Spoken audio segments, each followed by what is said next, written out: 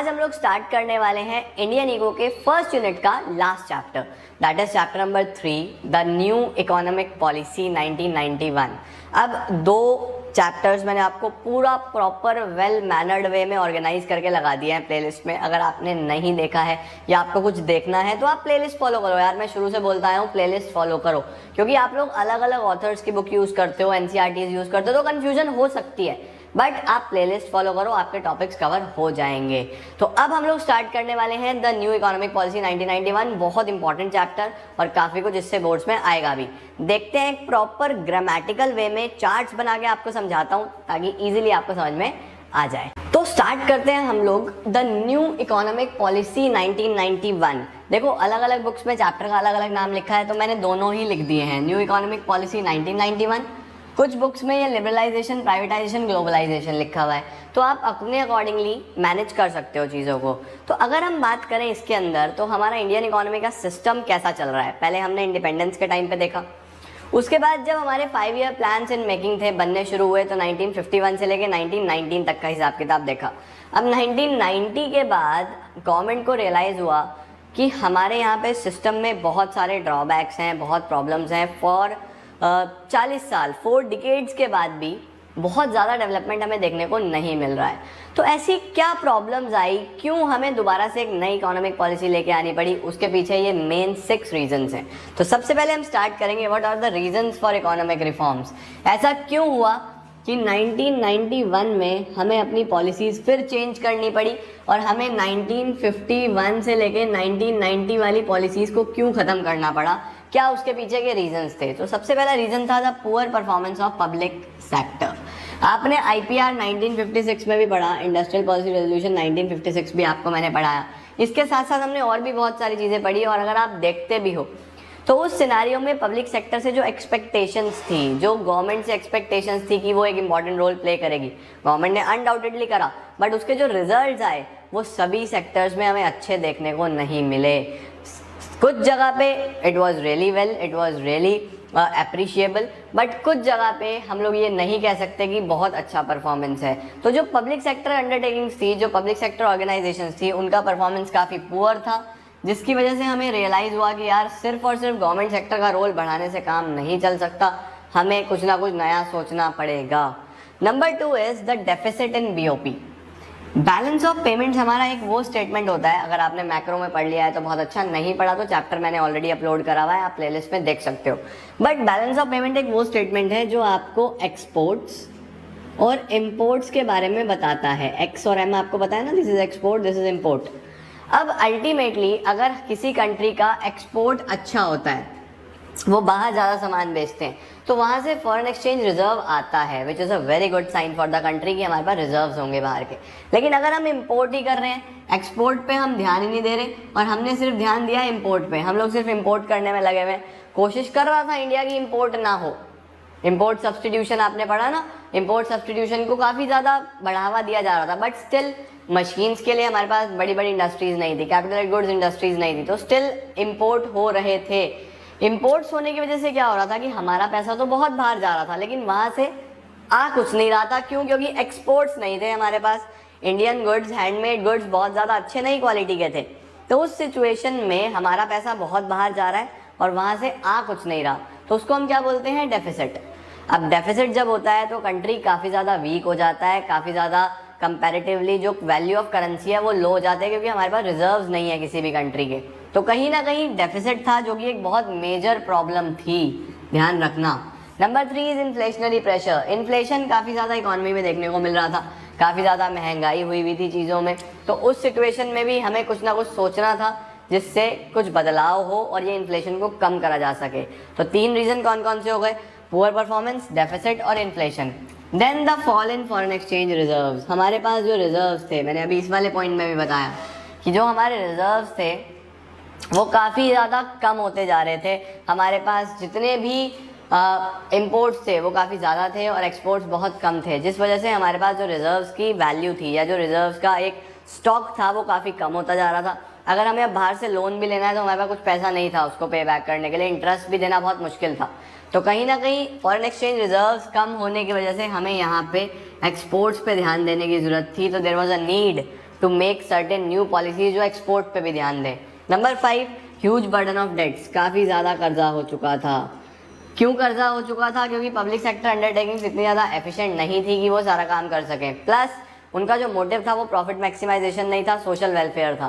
तो social welfare सोचने के चक्कर में बहुत ज़्यादा कर्ज हो चुका था जो कि उतारा नहीं जा रहा था। तो बहुत बड़ा बर्डन था, कुछ ना कुछ नया सोचना ज़रूरी था जिससे कुछ ऐसा अमाउंट रेवेन्यू जनरेट हो जिससे हम कर्जे भी उतार पाएँ। और लास्ट क्या आता है हमारे पास? Inefficient management. मैनेजमेंट तो आपको पता ही है कितना इनएफिशिएंट है, लोग काम करके खुश नहीं है पब्लिक सेक्टर अंडरटेकिंग्स में। तो जितनी भी PSUs थी उनकी परफॉर्मेंस काफ़ी ज़्यादा बेकार थी, इनएफिशिएंट मैनेजमेंट था, बढ़िया मैनेजमेंट नहीं था, जिस वजह से गवर्नमेंट को सोचना पड़ा कि इन सब पॉलिसीज़ को ख़त्म करो, न्यू पॉलिसी लेके आओ। इतनी ज़्यादा फाइनेंशियल प्रॉब्लम्स की वजह से गवर्नमेंट ने अप्रोच करा द वर्ल्ड बैंक और international monetary fund. Indian government ने लोन के लिए अप्रोच करा वर्ल्ड बैंक को और इंटरनेशनल मॉनेटरी फंड को। IMF और वर्ल्ड बैंक आपने सुना होगा। वर्ल्ड बैंक को हम लोग पहले IBRD भी बोलते थे, international bank for reconstruction and development. तो अल्टीमेटली वर्ल्ड बैंक को अप्रोच करा कि हमें $7 बिलियन का लोन चाहिए। हमें लोन चाहिए कितना? $7 बिलियन। तो वर्ल्ड बैंक और IMF ने कहा कि ठीक है, हम लोग आपको लोन्स दे देंगे, लेकिन आप लोगों को अपनी पॉलिसीज़ चेंज करनी पड़ेंगी। आप लोगों को जितने भी आपने रेस्ट्रिक्शंस लगाए हुए हैं कि बाहर की कंट्रीज नहीं आ सकती, सिर्फ इंडियन हम लोग इंपोर्ट सब्स्टिट्यूशन कर रहे थे, हम लोग इंपोर्ट कुछ होने नहीं दे रहे थे, तब भी हो रहा था, but still there was many restrictions, काफ़ी ज़्यादा हैवी ड्यूटीज़ थी। तो उन्होंने ये बोला कि आप वो सब रेस्ट्रिक्शंस हटाओ, नई पॉलिसीज़ बनाओ, तब हम आपको ये पैसा प्रोवाइड करेंगे। इंडियन गवर्नमेंट ने एग्री करा और हमारे सामने निकल के आया क्या? The new economic policy 1991। जुलाई 1991 में हमें एक न्यू इकोनॉमिक पॉलिसी देखने को मिली, जिसके अंदर हमने देखा कि 2 तरीके के मेजर्स लिए गए हैं। सबसे पहला स्टेबलाइजेशन, जो कि शॉर्ट टर्म के लिए था, और इसका जो मेन फोकस था वो अल्टीमेटली एक BOP को ठीक करने में, ये जो डेफिसिट है इसको ठीक करा जा सके, और इन्फ्लेशन को ठीक करने में। इन 2 चीज़ों पे मेनली फोकस करा जा रहा था इन स्टेबलाइजेशन मेजर्स में। शॉर्ट टर्म के लिए थे ये, और स्ट्रक्चरल रिफॉर्म्स देखने को मिले जो कि लॉन्ग टर्म पे काम कर रहे थे, और ये इकोनॉमी की ओवरऑल ग्रोथ पे ध्यान दे रहे थे, सारी चीज़ें कंसिडर करके चल रहे थे।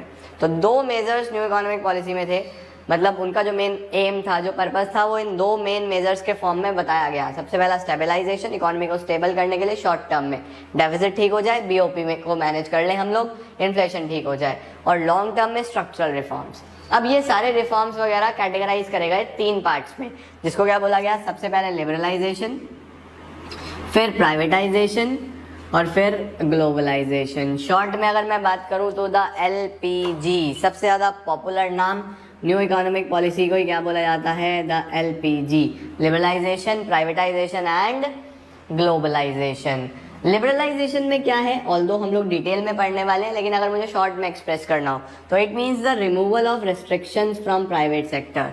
जो अननेसेसरी रेस्ट्रिक्शंस लगाए गए थे, जो कंट्रोल्स लगाए गए थे प्राइवेट सेक्टर के ऊपर रिगार्डिंग प्रोडक्शन, एक्सपेंशन, वो सारी चीज़ें हटानी है, वो सब रेस्ट्रिक्शंस हटाने हैं, वो लिबरलाइजेशन में आ जाएगा। प्राइवेटाइजेशन नाम में ही है प्राइवेट सेक्टर को बढ़ावा देना। क्यों? क्योंकि भाई पब्लिक सेक्टर का हाल तो देख लो, पुअर परफॉर्मेंस। तो प्राइवेटाइजेशन में क्या हुआ था? ट्रांसफर ऑफ ओनरशिप, मालिक होने का अधिकार, मैनेजमेंट, कंट्रोल ट्रांसफर करना, किससे? फ्रॉम पब्लिक सेक्टर टू किसको? To private sector. इस बात का ध्यान रखना है। इसके बाद ग्लोबलाइजेशन का मतलब क्या है? ग्लोबलाइजेशन के नाम में ही है ग्लोब। तो अपनी इंडियन इकोनॉमी में आप मार्केट्स को आने दो, कंपनीज को आने दो, और आप खुद भी बाहर जो बेचना है बेचो। तो ultimately integrating the national economy with the world economy, world economy के साथ जोड़ो, आप भी खुल के ट्रेड करो और हमें भी ट्रेड करने दो।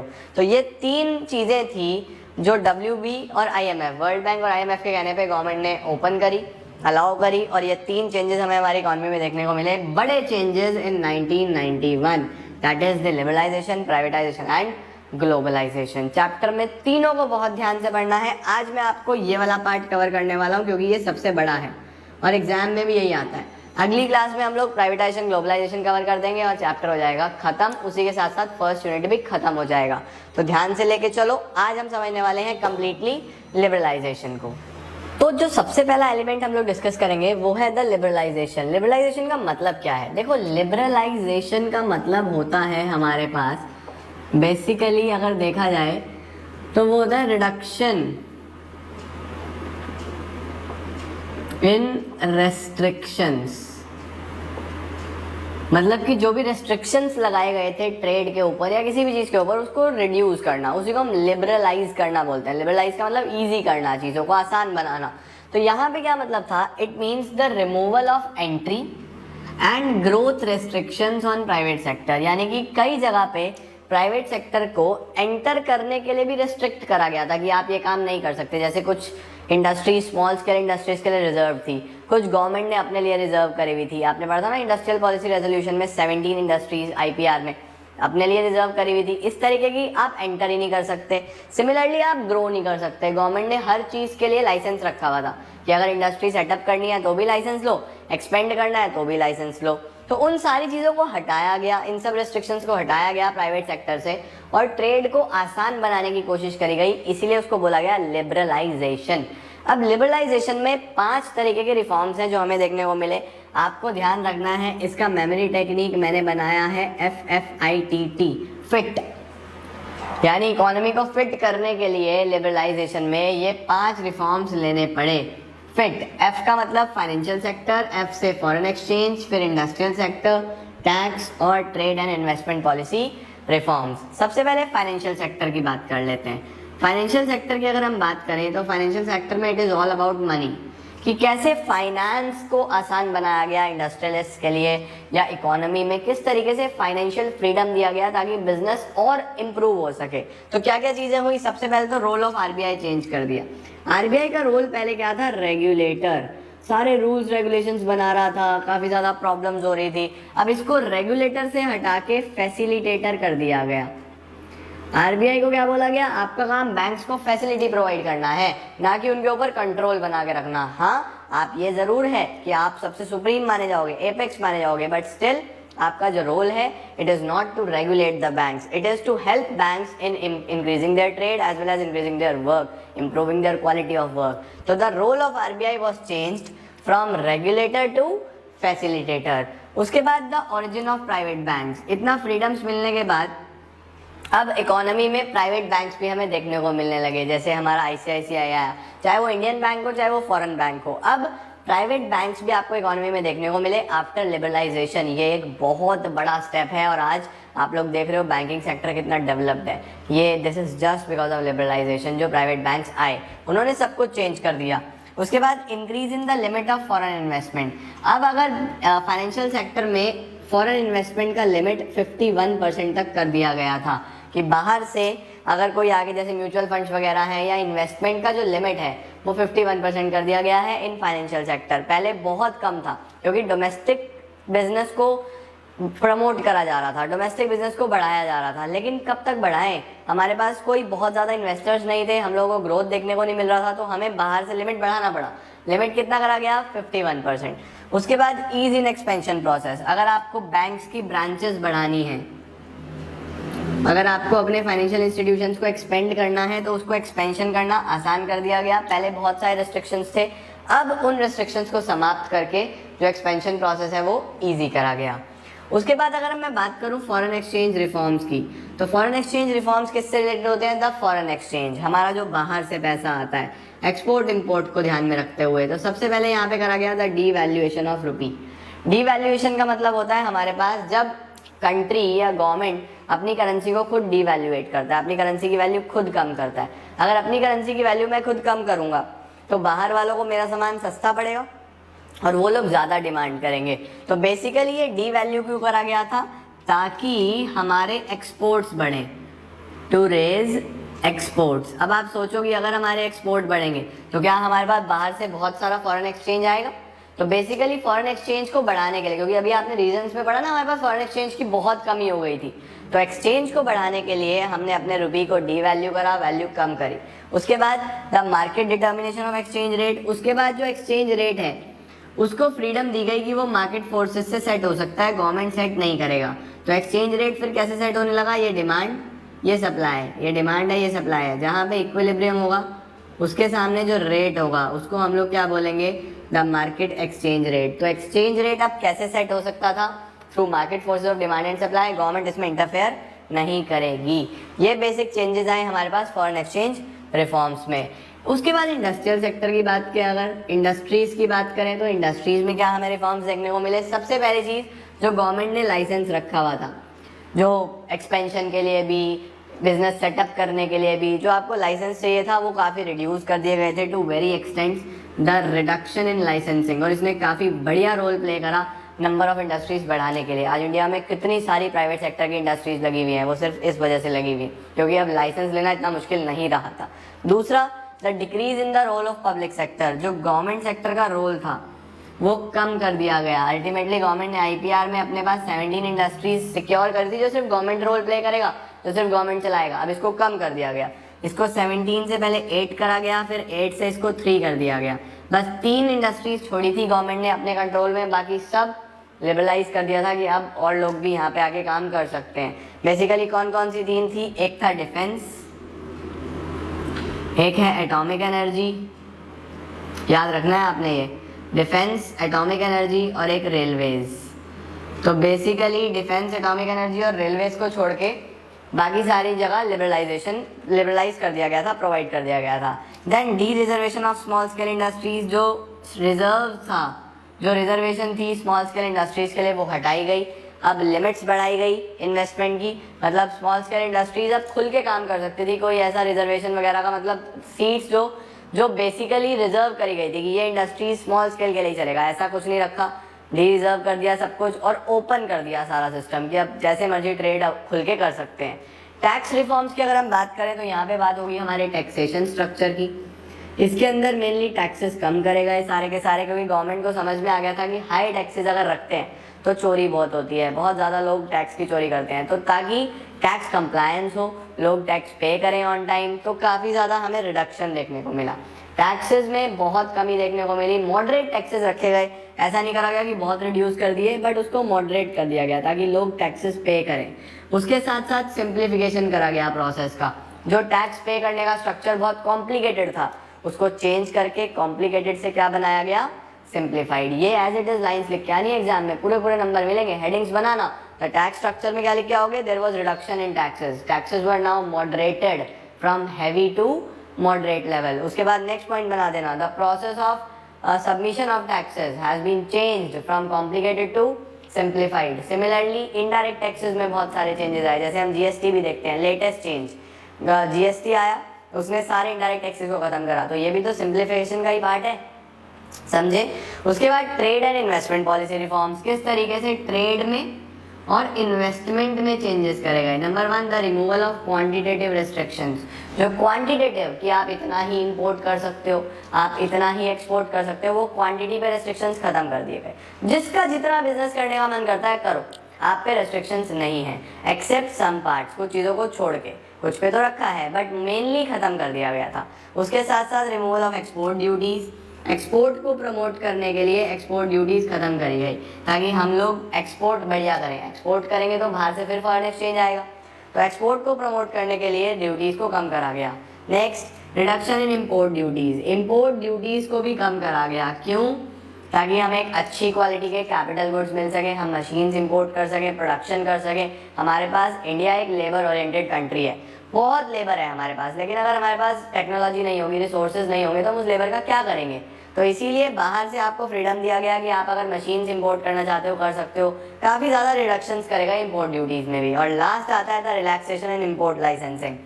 जो इंपोर्ट करने के लिए लाइसेंस चाहिए होता था, उस प्रोसेस को भी काफ़ी सिंप्लीफाइड करा गया। बहुत सारी चीज़ों से तो ये लाइसेंस का चक्कर ही हटा दिया गया, बट जहाँ रखा गया वहाँ पे भी आपने ऑलरेडी पढ़ा कि लाइसेंस के सिस्टम में क्या करा गया था, काफ़ी ज़्यादा सिंप्लीफाइड करा गया था, बहुत सिंपल रखा गया था, लाइसेंस आपको ईजिली मिल रहे थे। तो ये बेसिक 5 रिफॉर्म्स हैं जो आपको याद रखने हैं। Fit, financial sector, foreign sector, industrial, tax and trade and investment. ये 5 रिफॉर्म्स सिविलाइजेशन में मेन हुए जो आपको पढ़ने हैं। इसके बाद हम नेक्स्ट वीडियो में बात करेंगे प्राइवेटाइजेशन और ग्लोबलाइजेशन की। तो प्राइवेटाइजेशन ग्लोबलाइजेशन की चर्चा करेंगे और हमारा ये चैप्टर समाप्ति की ओर चलेगा। आपका आज का होमवर्क है ये चार्ट्स वगैरह प्रॉपर अपनी कॉपीज में बना लेना और इन्हें आज ही लर्न कर लेना। लर्न करोगे तो फायदे में रहोगे, इसको बना के रख लेना। तो बस यही हमने करना है। मेन स्क्रीनशॉट तुम लोगों ने ले ही लिया होगा अभी, तो पूरा कर लो। ये चैप्टर 2 ही क्लासेस में मैं पूरी कोशिश करूंगा इसको कंप्लीट कर दूं। होपफुली आपको समझ में आ गया होगा। वीडियो को यार सबके साथ शेयर कर देना, शेयर करना मत भूला करो, शेयर जरूर कर देना अपनी क्लास ग्रुप्स में, जो भी तुम्हारे ग्रुप्स हैं सब में शेयर कर देना। तो this is it for today, thank you so much.